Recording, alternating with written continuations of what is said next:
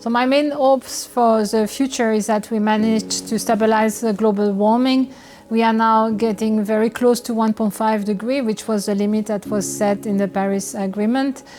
So my hopes for the future is that we manage to stabilize global warming as close as possible to 1.5 degrees, that we manage to decarbonize our economy as fast as possible.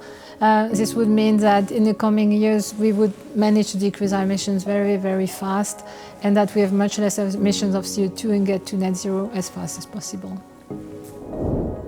Yeah, so my name is Sonia Seneviratne. I'm a professor in climate science at ETH in Zurich.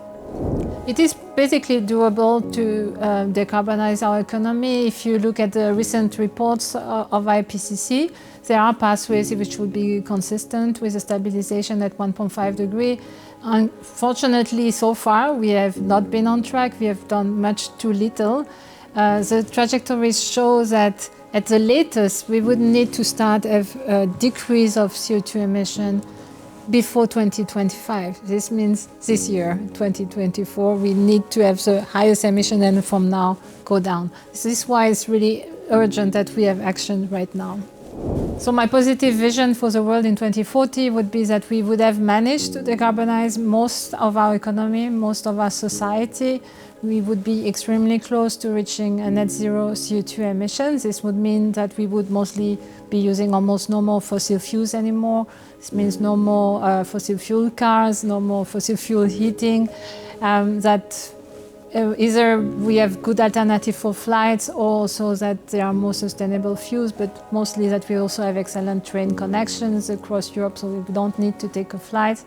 And in every part of our lives, basically, we enjoy our lives, but without basically using fossil fuels. Well, there are several actions that can contribute. I would say the first thing is not having a fossil fuel car. So basically, if you do need a car, buy an electric car, that's better. Even better not having a car, but if you need one, an electric car, not a fossil fuel car.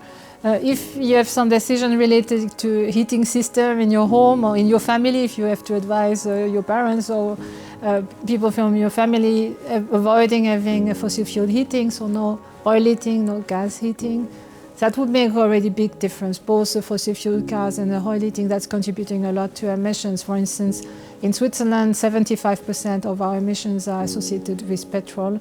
And on global scale, 90% of the CO2 emissions come from the consumption of fossil fuels, so petrol, gas, and coal. Of course, there are other areas that matters, also flight. We should avoid as much as possible to fly, because of course this is leading to high levels of emissions. Within Europe, we have good alternative to take the train, and so think twice before booking a flight. In the end, of course, there are areas where it might be difficult really not to have emissions. So the main point is every effort is worth it. So every emission we manage to avoid will be already a positive contribution. And so most of the pathways consistent with stabilization at 1.5 degree warming, ever halving of emissions until 2030. So if everybody in their life can show where they can reduce their emission, doesn't need to be zero right away, but just looking at where you can make some improvement, that will make a big difference already in a few years from now.